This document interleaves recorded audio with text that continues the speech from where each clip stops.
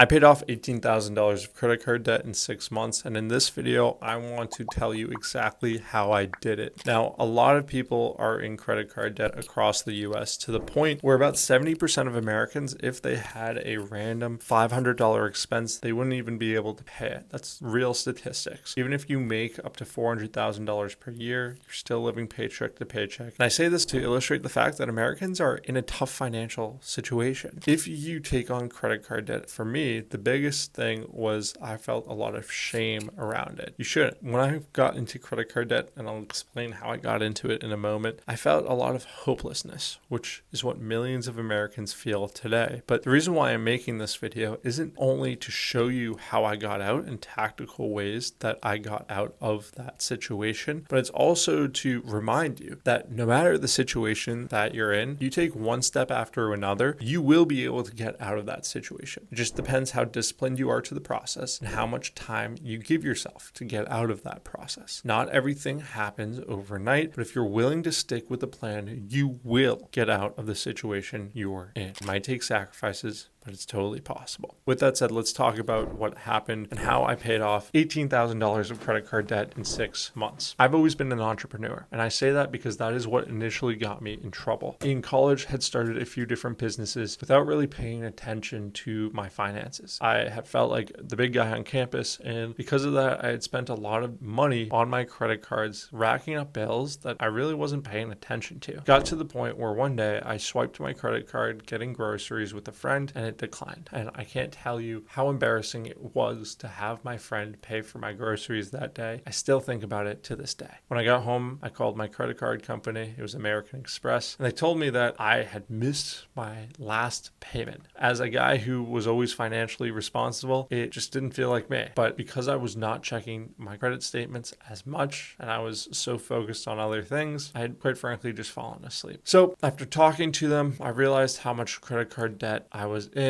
and the total was just about $18,000. Minimum payments were due, and although I was able to take those minimum payments, I remember calculating the interest payment that I would have had to pay on that $18,000 every single month that I didn't get it done. And although I was able to make those minimum payments on the credit card, I calculated how much those interest payments were on the credit card, and it was not settling at all. And it was one of the most unsettling things I've seen in my life. You see, the thing with credit cards and credit card companies is they don't make money when you default on your payments. Credit card companies make money in your payments, specifically keeping you in debt and charging you interest. Think about it like a loan. If you have $18,000 of credit card debt, the company is going to be charging you a predatory 20 to 30% per year on that $18,000, which means you're paying anywhere from $6,000 to $10,000 per year extra on top, just in interest that comes with that credit card loan. It's one thing that millions of Americans don't realize, but it's the one thing that also keeps them in significant debt. So for me, going into this situation, I was sickened because these interest payments were as much, if not a little bit more, than the minimum payments that I was making just to stay afloat on this credit card. This is also the reason why I did my first step in paying off this credit card, which was transfer my money to a balance transfer card. Now, a balance transfer card is a card that you can put your money on that is 0% APY, or has a 0% interest rate for a certain amount of time. A lot of times this is 12 to 18 months. And what this allows you to do is have that breathing room where the payments that you're making to your credit card are no longer payments that go to interest, but rather payments that go to the principal, or reducing that total balance that you have more direct. For me, I use the Citi balance transfer card, but there's a million of them out there. See which one you qualify and run with it. If you don't qualify for a balance transfer card because your credit score is so bad, you should look into getting some sort of personal loan. This will allow you to go, and although